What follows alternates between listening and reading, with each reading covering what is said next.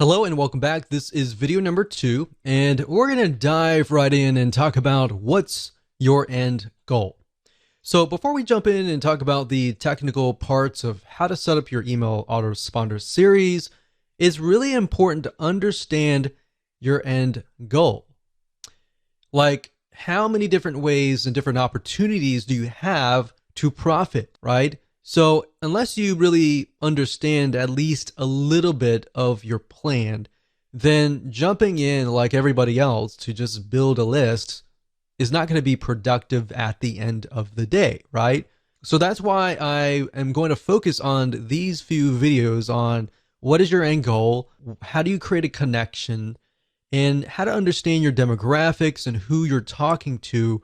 That is actually something that most people totally forget about, and they skip that. And when they skip that, you actually end up failing or not profiting as well as you should be at the end of the day.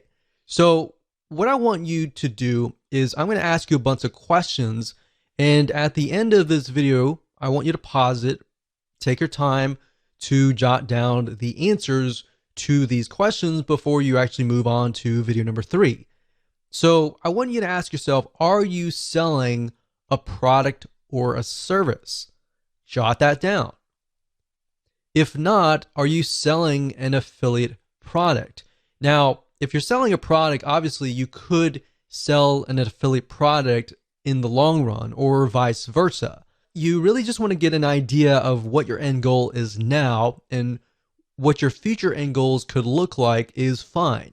And the reason why I ask you to write this down is because if you're selling your own product, you can do a few things like build a relationship, and there's a few more things that you could easily do, like brand yourself, provide more value, and there's a different way of doing it, basically. If you're selling an affiliate product, you could still build a brand, but you're selling somebody else's product, so you need to gear it in a certain way. So in other words, if you're selling a product or service, you need to clearly understand what are the problems that your prospect faces, right? And give them tips and pointers along the way, and build a relationship with them, gain their trust so that they're interested in your product or service.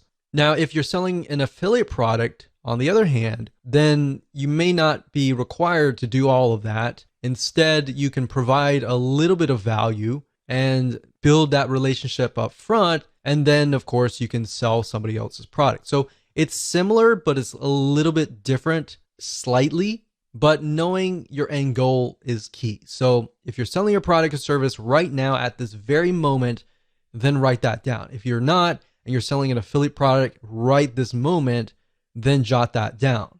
All right. The third question I want to ask you is, why are you trying to build this list? You might answer, well, of course, I'm trying to make money. I'm trying to build a list. I'm trying to print money. And that's everybody's goal. But I want specifics. I want you to write down, why are you trying to build this list? I want to make more sales for XYZ product. I want to help more people who are facing this particular problem. In fact, jot that down. I want to help more people who are in this very specific niche, in this very specific demographic. I want to help more people like me. Jot that down, because then you can use that later in your email autoresponder series.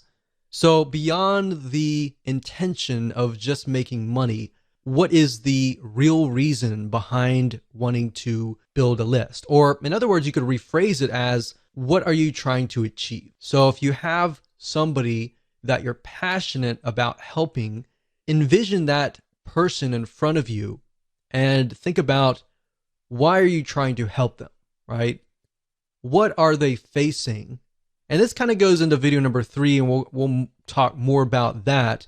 But if you think about, why are you trying to achieve them? What are you trying to achieve in this whole project of creating this list, or this journey of creating this list? What do you want people to feel like?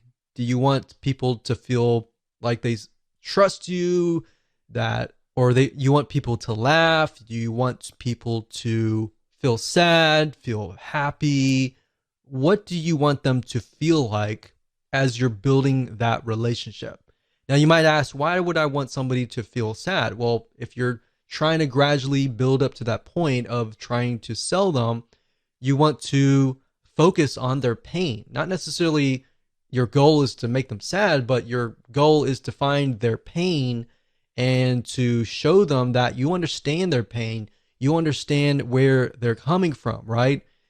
And from that point, how do you heal them? How do you help them? How do you solve their pain? All right. So that's what you want to do, and jot that down. So what I'm trying to get at is there should be a very specific reason why you are building a list. Building a list just because you're told that it's a great way to print money is not the best reason. In fact, money should come last. Helping people should come first. If you can help 1,000 people, and those thousands of people are truly helped, or you provide them with a solution, even if they were to pay you $10, every single one of them, that would be about $10,000. Now, that doesn't mean that 1,000 people will sign up on your list and all 1,000 people are going to buy from you. My point is, what is that passion? What is that drive that comes first before the money?